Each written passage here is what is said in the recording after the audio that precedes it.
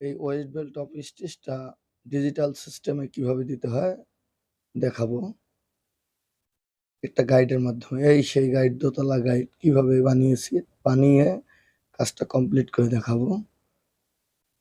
যদি ভিডিওটা ভালো লাগে থাকে তাহলে ভিডিওটা লাইক দিবেন, কমেন্ট করবেন। কমেন্ট অনুসারে ভিডিও বানানোর চেষ্টা করব।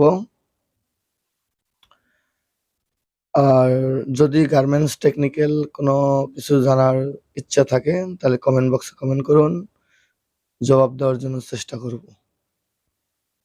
ভিডিওর পুনরায় শুরু করার আগে আবার বলছি, এটা কিন্তু ওয়েস্ট বেল্টের উপরে অ্যাক্সিয়াম রয়েস থাকবে, জাস্ট শুধু বডিটা, তার নিচে থাকবে এলাস্টিক। ভিডিওটা খুবই মনোযোগ সহকারে দেখবেন।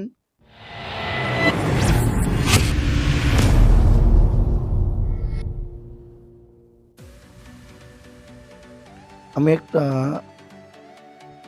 ফোল্ডারের টিন যে হার্ড পাতিটার মাধ্যমে গাইডটা বানাবো। গাইডটা বানানোর আগে সুন্দর করে কেটে ফিনিশিং করে নিয়েছি। ফিনিশিং করে জাস্ট কানসা মেশিনের নাটের সাথে অ্যাডজাস্ট করার জন্য একটা ঘাট কেটে নিয়েছি। খুব মনোযোগ সহকারে দেখেন, একটা ঘাট কাটানো আছে, তারপর মেজারমেন্ট। আমার এলাস্টিকটা হবে 3.5 cm, নিডল গেজ আছে 3 cm, 3 মিলি কম আছে আর কি নিডল গেজটা।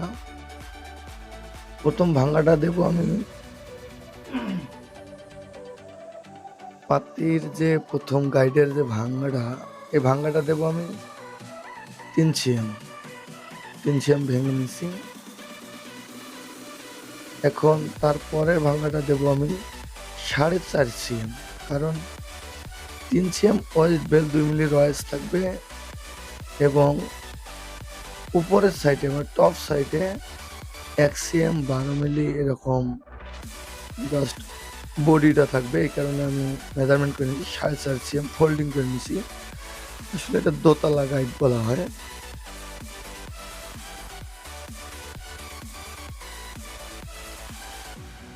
দোতলা গাইডটা কিভাবে বানাচ্ছি দেখেন, খুবই সুন্দর একটা সিস্টেম গাইডটা হয়ে গেছে। গাইডটা আমার কমপ্লিট, এই যে মেজারমেন্ট করে দেখাচ্ছি।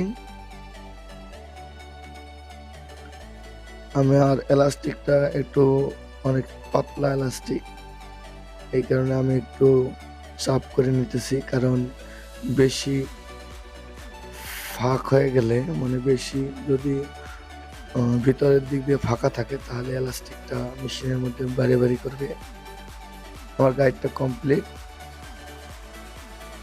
গাইডটা সেট আপ কীভাবে করতে হয় আমি আরেকদিন অন্য একটা ভিডিওতে দেখানোর চেষ্টা করব। কমেন্ট করলে দেখাবো। এদের বডিটা কিভাবে করতেছি দেখেন। এই যে বডিটা ঢোকানোর পর মেশিনের ভিতর ঢুকিয়ে দিছি, এই যে এসে বডি হচ্ছে। নিত্য নতুন ভিডিও পাওয়ার জন্য সাবস্ক্রাইব করবেন।